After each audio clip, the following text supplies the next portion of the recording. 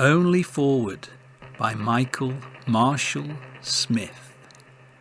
Classified Gestalt, Comic, Surreal. Only Forward is a novel which reveals an author not only of good taste, his appreciation of cats features throughout, but also one of great psychiatric sensitivity. Published long before mental health was ever mentioned in human society, Michael Marshall Smith dramatises that which is necessary to endure, to overcome, to survive what otherwise might prove to be life-destroying traumas. But it is never going to be an easy process, and further sacrifice is always necessary. This then is the underlying mechanics of what, on the surface, appears to be just a very odd but entirely enjoyable detective novel. To see this book as science fiction is like reducing the infinite features of a never-ending ocean to the molecular formula H2O.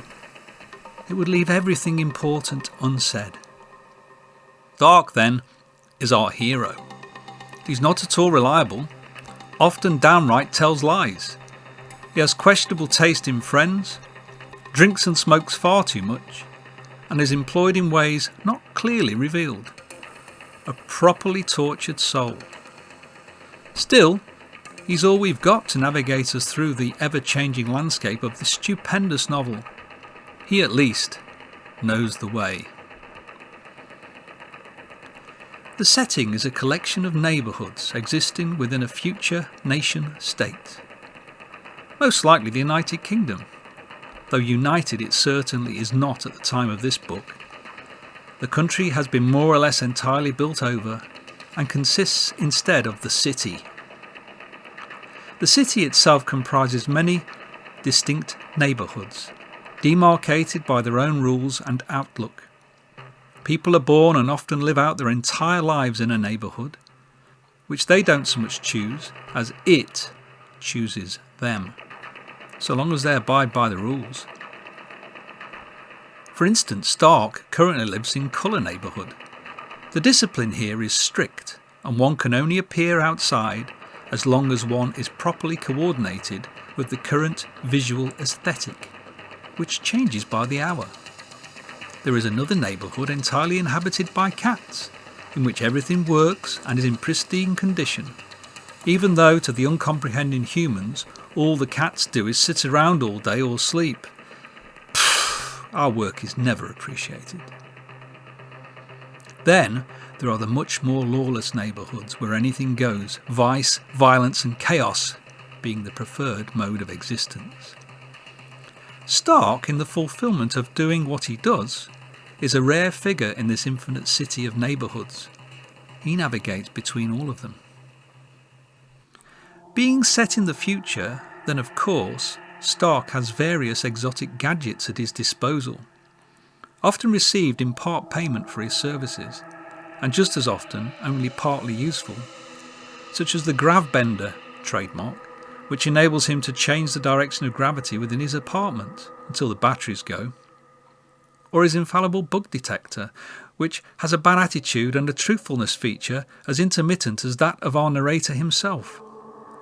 His Clothes Valet trademark is a device used to coordinate his clothing with the environment when he waves it over himself. It never quite gives him what he'd hoped, but the effects are often surprising. "Nice shirt," say random passers-by. Stark is indifferent enough either to be impressed or surprised when the technology either works or falters. He goes along with it quite coolly. But then he's not really fazed by anything. There's little he really cares about. "I'm uncaring," he tells us frequently, though for a reason. He's no nihilist, as we soon discover. Perception is at the heart of his world, as well as the reader's experience of the book and the gradual unravelling of Stark's deep personal damage. It turns out that long ago Stark and a friend discovered a secret hidden in plain sight about reality. Sometimes reality is exactly what it seems to be. Those illusions, such as the sea looking like a vast plain from an aircraft window can actually be just that, if you can perceive it from the shore. Quantum effect, anyone? Stark and his companion walk across the land of the sea and end up in a new world, Dreamland.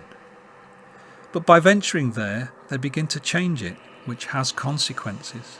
When finally they punch through from Dreamland into the city, it turns out there is no way back to the lives, friends, families, and loves they left behind.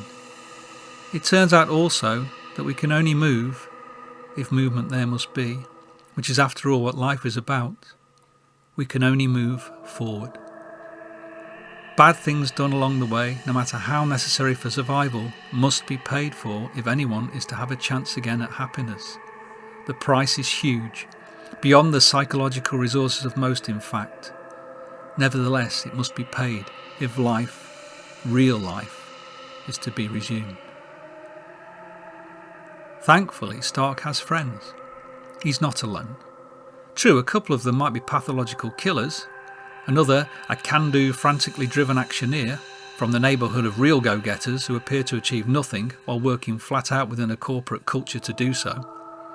Yet another friend is from an incredibly overprivileged background, but she rescues him several times in her helicopter just for the excitement of the thrill. Most importantly, of course, his cat Spangle looks out for him.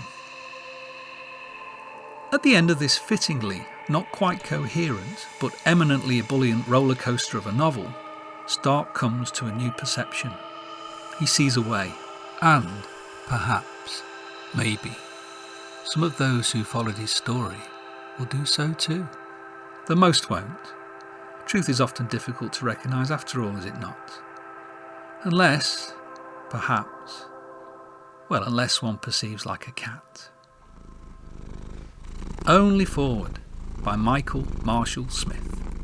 Quite definitely, highly recommended.